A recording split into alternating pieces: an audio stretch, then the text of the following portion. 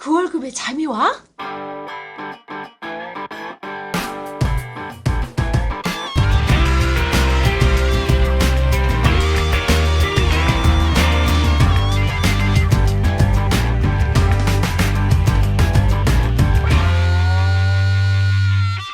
네, 안녕하세요. 반갑습니다. 그 월급에도 잠이 오게 하는 방송 머니스토리TV 뭉치 양성민입니다. 반갑습니다. 꼰대 김강주입니다. 오랜만입니다.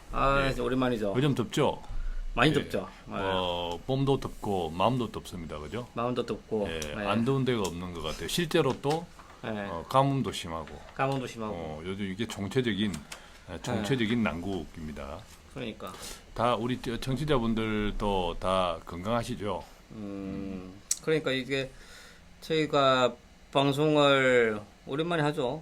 한 2주? 1, 2주? 자주, 그럼도 불구하고 자주 하고 있습니다. 메레스에도 네. 굴하지 않고 꿋꿋하게 방송하는 머니스토리 TV. 꼰대 씨는 뭐 건강에 특별한 지장은 없으시고요. 아주 많이 이게 네. 처음에는 잘 몰랐는데 이렇게 이제 스스로 조심하는 분들 마스크 쓰고 이런 분들을 많이 보면서 네. 사람들이 다 같이 조심을 하고 있어요, 그죠? 저도 아직 마스크는 하고 있지 않습니다만 왜냐하면 깝깝했어요. 근데 뉴스들 이렇게 보면 그 의료진들이 참 대단합니다, 그죠? 그러니까. 참 의료진들이 참 이렇게 드러나지 않는 또 우리가 다 알고는 있지만 너무 수고가 많고 진짜. 너무 헌신적이십니다. 제일 지금 그 힘겹게 진짜 최전선에서 싸우시는 것 같아요. 힘찬 박수 한번 보내드릴까요? 예. 그리고 최근에 뭐 메르스 이슈도 있지만 6월 달에는 좀 그 경제 전반에 좀 큰 이슈들이 많이 있어요. 오늘 어저께는 그 미국의 FRB 회의가 있었고, 그리고 그 다음 날에는 이제 유로존 재무장관 회의가 있을 거고요. 그리고 지난주에는 한국은행 이번 주인가 이게? 한국은행 기준금리 떨어진 게? 그죠? 네. 기준금리가 발표됐어요. 그래서 뭐 매스컴에 많이들 보도됐죠. 1.75에서 0.2% 내린 1.5% 산장 최저치에 또 떨어졌습니다. 네. 이런 것들을 보면 또 이제 정가에서는 그 최고 상한가, 하한가, 그죠? 비율이 30%로 이렇게 됐잖아요. 근데 이런 것들을 어떤 의미에서는 우리 서민들한테, 일반인들한테 지금 조금 전에 이야기한 뭐 한국은행장이 어쨌다, 뭐 미국이 어쨌다, 유럽이 어쨌다 이런 것들이 참 격세지감입니다. 불과 얼마 전까지는 그거 우리 일이 아니었거든. 그렇지. 내 일이 아니었거든. 우리 일은 뭡니까? 월급을 언제 올려주냐, 그죠? 뭐 그렇지. 이번 뭐 이렇게 연휴가 일요일하고 겹쳤는데 이거 뭐 하루 더 쉬냐 마냐 이런 것들이 중요했거든요. 근데 그렇죠. 예. 이런 조금 전에 이야기했던 이런 큰 이슈들이 우리하고 별 상관없을 것 같은 이런 것들이 지금 우리한테 심각하게 영향을 주고 있습니다. 그렇죠. 격세지감이네 이거죠. 그러니까 이게 좀 좋은 방향으로 좋은 소식이 들려야 되는데 그렇지는 않는 것 같아요. 그래서 그만큼 우리가 조금 많이 알아야 돼요. 많이 알아야 되고 이렇게 영향력이 빠르다는 거죠. 옛날 아까 이런 이야기들은 우리가 이제 소위 말하면 세계화가 덜 되었을 때는 연결성이 약했을 때는 이게 우리한테 영향을 미쳐도 상당한 어떤 이렇게 시간적인 지체를 두고 영향을 미치는데 지금은 바로바로 오늘 어떤 그 뭐 정책적인 이슈가 있었다면 세계적으로는 내일 당장 영향을 미치는 이런 현상이 있다 보니까 우리가 이제 좀 신경을 늘 좀 이렇게 곤두세우고 가야 될 것 같습니다. 그죠? 그래서 일단 우리 이야기부터 해볼까요? 그렇죠. 우리 한국의 우리 뭐죠? 한국은행장. 그분도 머리가 많이 아프실 거예요. 이게 지금 이 가계 부채 수준도 높기 때문에 금리를 내려야 되나라는 우려가 많이 나오는데 또 어떻게 했어? 또 메르스라는 이런 악재가 생기니까 또 너무 또 내수 경기가 죽다 보니까 부양도 해야 되고 결국은 내렸죠. 내렸는데 내리자 말자 많은 분들이 질문하는 것들 중에 대표적인 게 뭐냐면 이거야. 대출. 그 대출을 그러면 갈아타야 되냐 아니면 고정금리로 해야 되냐, 아니면 변동금리로 해야 되냐. 저는 그에 대한 답을 주는 것도 많지만 이런 질문들을 많이 하는 것 자체가 가계부채가 실질적으로 서민 경제에 많이 영향을 미치고 있다. 이렇게 판단하는 거죠. 지금 큰 이슈다. 그죠? 불과 그 발표하고 2명이 있어. 제가 아는 지인 2명이서 저녁에 술을 먹자 갑자기. 그러면서 하는 얘기가 그런 질문들을 하더라. 그래서 이에 대해서 조금 답변 좀 드릴까요? 큰 틀에 있어서는 이제 이번에 기준금리 인하가 과거 우리가 계속 0.25씩 몇 번에 걸쳐서 계속 인하를 해오고 있지 않았습니까? 그런 것에 비하면 시중에 미치는 영향 또 심리적인 또 어떤 경제적인 영향은 훨씬 덜한 것 같습니다. 왜냐하면 너무 많이 내려왔거든요. 예, 어떤 게 상당히 금리가 높았을 때 최초에 기준금리를 높은 상태에서 0.5 인하한다 하면 앞으로는 계속 이제 인하되는 거구나라는 것 때문에 많은 이제 변화가 생기는데 지금은 뭐 너무 바닥에서 어떤 의미에서 바닥에서 또 내린다 하니까 이제 뭐 고기 고거 같은 이런 이렇게 영향은 있습니다. 심리는 그렇지만 당장에 우리 좀 전에 뭉치 씨가 이야기한 것처럼 당장에 어떤 큰 대출을 받아 있는 그죠? 요즘 집하고 맞물려서 이런 분들한테는 이것들이 상당히 또 민감하죠, 그죠? 그렇지. 뭐 0.1%가 가까운 한국에 이게 꽁돈 나가는데 은행에 지금 이자 내는 거잖아요. 그죠. 자 그런데 이런 판국에도 불구하고 우리는 다 이제 기준금리가 내리면 당연히 금리가 그냥 다 같이 내리는 줄로 알고 있잖아요. 그렇지. 그런데 현상이 있죠. 좀 설명해 주시죠. 그런데 최근에 좀 재미있는 일이 일어났어요. 보면은 재미있어서 안 되는데. 그러니까 여기 보면은 그 신문 기사 자료에 보면 지금 각 자료 그 현재 6월 8일 기준 고정금리 현황들이 나와 있습니다. 보통 그 고정금리는 이제 변동금리보다 약 1% 정도가 높아요. 그래서 현재 변동금리가 대략 2.5%라면 고정금리는 약 3.5%. 그리고 플러스 마이너스 전후 0.5 정도씩 갭은 있지만 실질적으로 그 정도 1% 정도 갭을 가지고 움직이고 있습니다. 중요한 건 고정금리가 기준금리가 내렸잖아요. 그러면 우리 생각은 당연히 금리가 내려야지. 내려야 되겠다 생각하는데 변동금리든 고정금리든 그렇죠. 다 근데 내려야지. 중요한 거는 이 고정금리 금리가 올랐다라는 거죠. 오히려 반대로.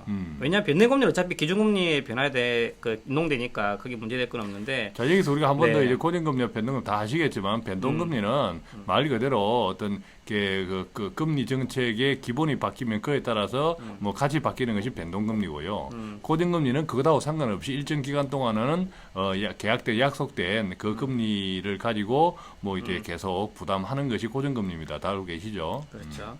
그래서 보통 고정금리는 그 기준금리 연동이 되지 않고요. 그 시중에 유통되는 그 국고채 5년 만기에 대부분 연동이 되고 있습니다. 5년 만기 국고채라는 건 뭐냐면은 5년 뒤에 금리가 어떻게 될까라는 걸 반영해 주는 지표인 거죠. 근데 이게 올라버렸다는 거죠. 자, 그럼 이것은 어떤 현상을 이야기할까요? 그러면 향후에는 금리가 이제 떨어질 대로 다 떨어졌다. 이제 오를 일만 남았다. 이렇게 시장이 먼저 반응을 하고 있는 것 같습니다. 자, 그러니까 결국 지금 기준금리를 이번에 0.25로 낮춘 것은 금리가 이렇게 낮춘 것에 대한 영향력이 과거보다 훨씬 적은 이유가 결국은 시장에서는 금융권에서는 이제는 금리가 오를 일만 남았구나. 이런 오히려 메시지를 더 강하게 주었던 어떤 그런 부작용을 해야 될까요? 하여간 그런 현상입니다, 그죠? 그래서 그러면 한국은행장은 금리가 미국에서 하반기에 금리 인상에 대한 이슈가 있지만 그렇게 되더라도 우리는 독자적으로 금리 정책을 가져가겠다 이렇게 얘기는 하지만 알 수 없지. 중요한 거는 그게 쉽지 않다라는 거죠. 없지. 자, 생각해 보세요, 여러분. 일단 미국에서는 9월부터 금리가 인상된다는 게 이제 거의 나와 있어. 이제 중요한 거는 시점이 중요한 게 아니라 얼마나 빨리 오르냐의 문제인 건데 시점 먼저 나와진 거지. 자, 그러면 내가 투자자야. 근데 좀 전 세계에서 예를 들면 가장 안전한 나라 금리가 1%다. 예를 들면 1%다.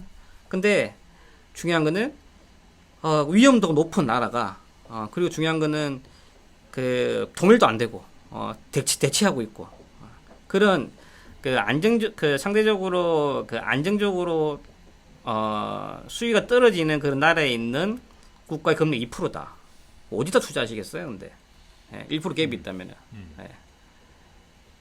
물론 그렇게 생각하신다면 이제 2%짜리 그래도 선호하시는 분도 있겠지만 실질적으로 감소한 리스크 대비 수익을 본다면은 1% 선택하시는 확률이 높아요. 근데 그 갭이 역전되거나 동등해진다면 당연히 안전한 나라를 택하겠죠. 이게 이제 미국과 한국의 그 갭이라는 거예요, 갭. 그래서 한국과 미국, 그 우리나라 같은 경우는 그게 뭐, 고정되어 있지는 않지만 통상적으로 약 2% 정도 금리 갭을 주고는 있어요. 예, 그래서, 근데 지금 현재로서는 이제 그 갭이 20% 이하로 줄어들었죠. 예, 그래서 이럴 경우에는 어떻게 되냐면은 우리나라에 들어왔던 외국 자금들이 해외로 따라나게 되어 있습니다. 즉, 그 금리 차이가 좁아진다. 즉, 미국 금리가 오르는데 우리나라가 금리로 오르지 않으면 그런 이자에 대한 갭 차이 때문에 그 자본이 이탈되는 거죠. 그렇게 된다면은 환율이 무너지게 되고 그렇게 한다면 우리나라 타격을 입겠죠. 그래서 그런 것들을 방어하기 위해서는 어쩔 수 없이 금리를 미국 금리 인상과 맞춰서 동기화된다라는 게 현재 나와 있는 팩트인 겁니다. 자, 그래서 네. 저는 이런 것들을 보면 이런 책임 있는 당국자들이 책임지지 못할 말을 하지 말았으면 좋겠어요. 어떤 거죠? 조금 전에 이제 그런 거죠. 미국이 금리를 인상한다 하더라도 우리는 꼭 뭐 그에 따라서 뭐 인상하지 않을 수도 있다. 뭐 이제 그런 이야기들이 자칫하면 나중에 그것을 못 지킬 때는 사실 그게 조금 이게 어떤 이렇게 전문가들은 다 알잖아요. 립서비스지. 그것을 못 지킨다는 것을 지킬 수가 없다는 것을. 근데 이런 일반 서민들은 그죠. 예, 그런 것들을 막연히 믿고 있다가 나중에 또 엔통 당하는 쪽은 또 서민들이라는 거죠. 그렇지. 예, 그래서 이런 이렇게 이거는 지키지 못할 약속이거든. 지키지 못할 이런 약속들을 함부로 당국자가 어떤 중요한 자리에 있는 사람이 함부로 해서는 안 될 것 같아요. 이건 무책임해요, 말 자체가. 근데 자기도 얼마나 이게 답답하겠어. 그런 말 하고 싶진 않겠지만 이 뭘 방법이 없으니까 그 립서비스로 해야 되는 거야. 그러니까 아마 그분도 되게 속상하실 거예요. 자, 그럼 우리가 또 어쨌든 네. 좀 우리의 문제로 다시 좀 협의의 문제로 돌아와서 그렇지. 다 담보대출 받으신 분들 많아요. 맞다. 그 얘기하고 싶지. 그죠? 담보대출 받으신 분들 많은데 이분들의 고민은 어쨌든 뭐 고정금리를 이제 우리가 이제 주택대출을 받을 때 또 고정금리와 변동금리가 있다는 말이죠. 자, 이랬을 때 이제 헷갈립니다. 고정금리가 좀 높은데 이게 고정금리 장기적으로 금리가 오른다고 볼 때 고정금리가 그러면 나을까? 아니면 지금 이제 낮으니까 변동금리가 말할 때 우선은 이렇게 주택 예를 들어 이런 담보대출을 받을 때 고정금리와 변동금리로 갈아탈 수 있는 호환성은 어때요? 호환성? 호환성이라는 처음에, 거죠. 처음에 계약할 때 예를 들어 고정금리로 할 수도 있고 변동금리로 할 수도 있죠. 자, 그럼 고정금리를 했을 때 변동금리로 쉽게 갈아탈 수 있나요? 그래서 언제든지 뭐 고정금리든 변동금리든 뭐 대출을 갈아타기는 쉽겠죠. 근데 이제 알다시피 은행도 이자 장사를 하는데 얘네들이 이자를 꼬박꼬박 내주길 원하는데 이자를 꼬박꼬박 안 내고 중간에 원금을 상환한다. 그럼 은행도 손해잖아요. 그래서 중도 상환 수수료라는 게 있습니다. 그래서 보통 뭐 3년 이내에는 중도 상환 수수료가 있어요. 예, 그래서 뭐 0.5에서 1.5까지 다양하게 좀 나와 있는데 그래서 보통 통상적으로 중도 상환 수수료는 있지만 단기간에 갈아탈 경우에는 그렇다고 갈아탈 수 없는 건 아닌 거지. 그러니까 네. 이제 갈아탈 수는 없는 건 아닌데 기존의 어떤 그런 그 대출 약정 행태에서 이자 계산되는 방법만 지난달에 이제 대출을 받으면서 내가 고정금리를 했어. 이번 달에 보니까 변동금리가 낮게서 또 떨어져서 그래서 전화 한 통 해가지고 또는 가서 사인 하나 다시 바꾸면서 변동금리를 합니다. 이럴 수는 없죠, 그죠? 그렇지. 그래서 단기간에 하신 분들은 그냥 그렇게 하세요. 그게 아니라 이제 근데 혹시 행여라도 한 3년 좀 지나신 분들이 있으시잖아요. 이제 3년 정도 지나셔가지고 중도 상환 수출 없으신 분들은 지금 아마 3년 전과 지금 금리 차이가 많이 날 겁니다. 그러신 분들은 대안을 통해서 갈아타는 게 맞아요. 당연히. 대환 대출이라고 네. 다른 은행이라 그죠? 네. 알아봐가지고 갈아타는 게 맞을 수 갈아타는 있고. 거. 근데 이제 중요한 거는 이제 이거지. 신규로 이제 가입하시는 분들이 대출 변동을 없는 받을까, 분들이. 고정을 받을까 이런 분들이 있으시더라고요. 자, 우선은 네. 뭐 대출 기간이 짧다면 이게 잠시 이제 우리가 유동성, 우리 가정에서 당장에 돈이 안 되지만 뭐 조만간에 돈이 될 거야. 그런데 당장에 지금 뭐 이렇게 타이밍이 안 맞아 할 때 이제 단기적인 대출은 사실 큰 상관이 없을 거예요, 그죠? 그렇지. 예, 큰 상관이 없을 건데 대부분 이렇게 장기 대출자들이라는 거죠. 그렇지. 이제 우리가 한 1억 5천 정도를 대출이 있다라고 감안을 하면 1억 5천 정도의 1%가 연 150만 원이에요. 그렇지. 이자가. 그러면 0.5%는 75만 원이고 또 0.25%는 30만 원 이상이란 말이죠. 그죠? 예, 그러니까 이게 우리가 가게에서 예를 들면 월급쟁이가 한 달에 몇만 원 차이가 뭐 이게 크거든요. 대출 이자지. 아, 적금 금리지. 적금 이자 주는 거지. 크죠. 우리가 지금 핸드폰 뭐 데이터 요금제니 어쩌니 하면서 이거 지금 만 원, 2만 원 아끼려고 진짜 이렇게 애를 쓰는데 이것은 딱 뭐 이 그 금리 이것은 잘못 적용을 하면 그냥 몇만 원에 슬쩍 그냥 날아가잖아요. 그래서 지금 이제 금리에 대한 향후 방향성을 정확히 예측할 수는 없지만 경제 성장에 대한 방향성이라든지 흐름을 봤을 경우에는 거시적인 큰 틀은 감을 잡을 수 있단 말이죠. 그럼 이 큰 틀을 이해한 상태에서 먼저 그럼 큰 틀은 어떻게 될까? 이걸 먼저 고민해 보면 큰 틀은 이제 미국 금리 인상과 더불어서 시차는 조금 있겠지만 조금 이제 오를 것 같아요. 예, 조금씩은 이제 오를 것 같고 조금씩은 이제 오를 이제 기조다. 오르면서 향후는 이제 미국이 금리 인상 그 물가를 잡기 위한 금리 인상 시기가 2, 3년 정도 지속된다면 그에 맞춰서 금리가 인상될 확률이 높습니다. 그리고 그 이후부터는 이제 어느 정도 고금리 상태에서 그 경제가 가열되다 보면서 그 다음부터는 어느 정도 한번 무너질 수가 있어요.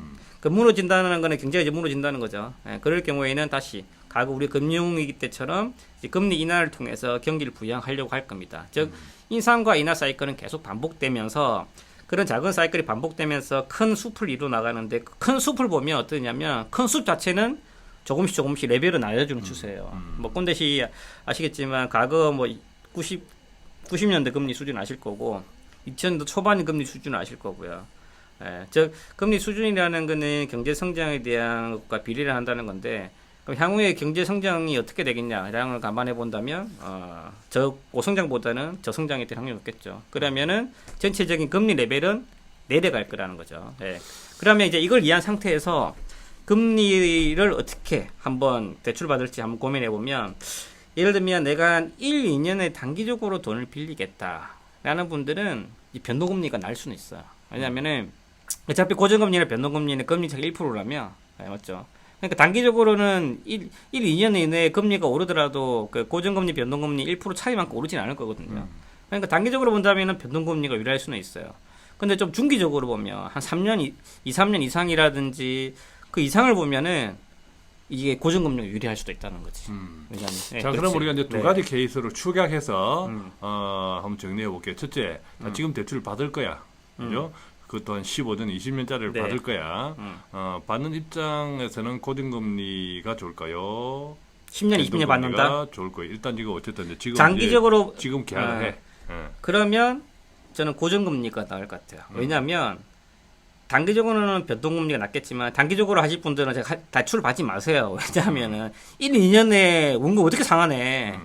빚을 장기적으로 갚아야지. 그런 분들은 대출 받지 마시고 장기적으로 빚을 갚는다고 치면은 고정금리가 낮죠. 근데 중요한 건 이 고정금리 맹점이 뭐냐면은 어느 정도 중기적으로는 괜찮겠지만 장기적으로 본다면은 말씀드린 것처럼 금리 전체 레벨이 낮아지기 때문에 그때로서는 상대적으로 얘가 또 고금리가 상대적인 고금리 될 수 있다는 거죠.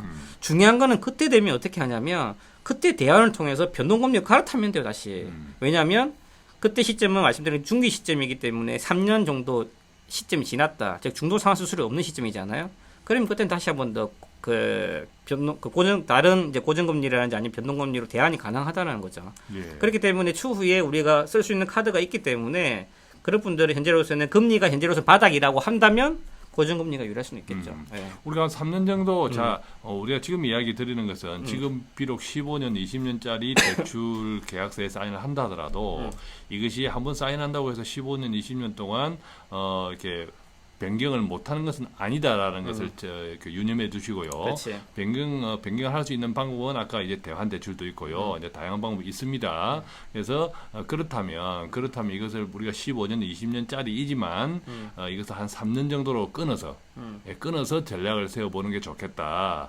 그렇다면 3년 정도 안에 이 고정금리가 나을까, 변동금리가 나을까, 이런 것 같아요. 그죠? 이렇게 좀 해보면, 자, 큰 틀에 있어서는 3년 정도 안에 예상을 해볼 때, 3년 정도의 평균 금리가 지금 현재의 고정금리가 나을까, 변동금리가 나을까는 제 개인적으로는 크게 차이는 없을 것 같아요. 그렇지. 큰 차이는 없지만, 3년 내에는. 그래도 뭐, 큰 차이 없기 때문에 변동금리 났다는 거지. 그죠. 오히려 큰 차이 없기 때문에, 못하러 내가 또 1%더 비싼 고정금리를 한다는 거지. 그래서 이제 변동금리, 어쨌든 지금도 이제 금리가 떨어졌으니까 변동금리가 싸니까 한 1% 정도.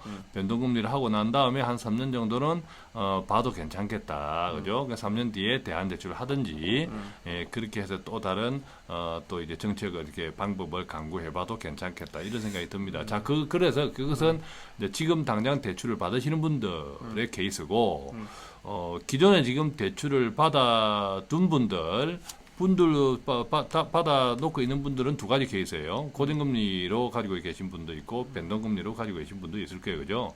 변동금리는 지금 떨어졌잖아요. 또 변동금리니까 그대로 누리면 좋겠죠. 그죠? 손댈 필요가 없을 것 같아. 그렇지. 그죠? 오히려 이제 그분들은 고정금리로 갈아타는 걸 고려해 볼 필요는 있겠죠. 지금 제 시점에서는 이제 금리 인하의 정점이라고 생각해 본다면. 또 반면에 우리가 지금 금리 지금 대출을 받는 사람이나 지금까지 이제 변동금리로 유지하고 있는 사람이나 큰 틀에서는 뭐 다르지는 않을 것 같아요. 그렇죠. 근데 기존 내 지금까지 고정금리로 만약에 가져왔던 분이 지금 또 변동금리가 또 떨어졌어. 그죠? 또 떨어졌는데 이때 어떻게 할 것이냐. 이것은 제 생각에는 고정금리가 이번에 올랐잖아요. 오히려 올랐는데 그러면 기존에 고정금리를 가지고 계신 분들은 지금 인상된 고정금리 적용은 안 받겠죠. 그렇죠. 그죠? 네. 네, 그 전에 이제 고정금리를 계약을 했으니까. 네. 그래서 그렇다면 그대로 가져가도 또 괜찮을 것 같고, 그죠? 근데 이게 언제 가입했냐 시점에 따라서 금리 레벨이 틀릴 거예요. 그래서 보시면 내가 4% 이상 정도 되는 금리를 가지고 있다라고 있으신 분들은 지금은 그거는 좀 당연히 갈아타시는 분도 있을 적극적으로. 거고. 근데 아마 지금 시점에서는 뭐 그런 걸 가지고 있으신 분이 많지는 않을 것 같아요. 그런 것을 가지고 네. 있다 그러면 지금도 내가 그런 걸 가지고 있다 하면 가서 은행을 욕을 해버려요. 그 은행이 그 나쁜 은행이죠. 그죠? 착한 은행이 아닙니다. 근데 뭐 욕을 어떻게 하겠습니까? 모르는 지가 바보지. 은행에서 그렇게 생각하겠죠. 아니요, 그래도 그거는 또 소비자를 요즘 그 은행들이 점포가 자꾸 없어지고 뭐 심심하면 이렇게 사람들 구조조정 한다는데 그것도 뭐 필요하면 구조조정이 물론 어쩔 수 없이 또 해야 되는 측면도 있겠지만 격리자 입장에서는 진짜 고객들한테 잘해야 돼요.